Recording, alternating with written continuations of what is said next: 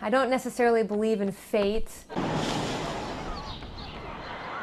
but if I hadn't have broken my foot, if I hadn't been running so slow, it wouldn't have been where I was when the bombs went off. And hit me right in the left ear. It's a distinctive sound. I can pick it up, I can replay it.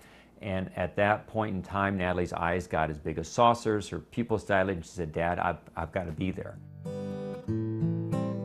Last year at the marathon, I had set out the goal to run with my father, which was probably going to be our last father-daughter race. We've been running together for about 10 years. Natalie is one of our 5 children, and we became empty nesters about 2 years ago, so there's a few things that we like to do with our kids to kind of keep connected with them. And, you know, we ran the whole race together, and then we were separated at mile 26 when the bombs went off.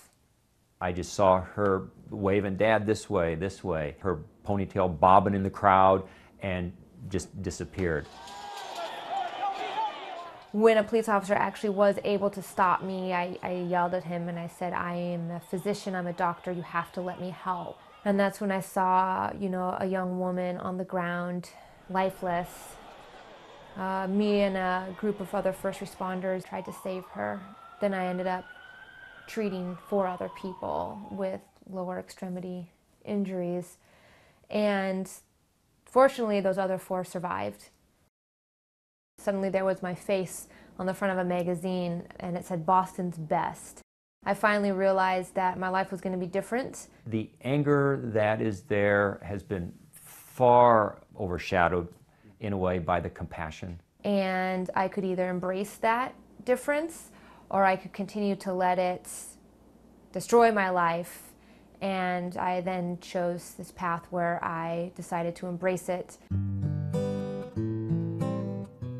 I've pretty much been waking up every day saying, "Is it Marathon Monday yet? Please let it be Marathon Monday."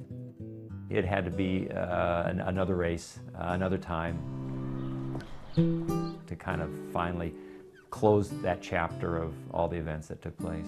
When all the cameras go away, and when this story is no longer the story, we're still here and people are still suffering and people still have lost. And I feel a big sense of responsibility now to keep helping people heal.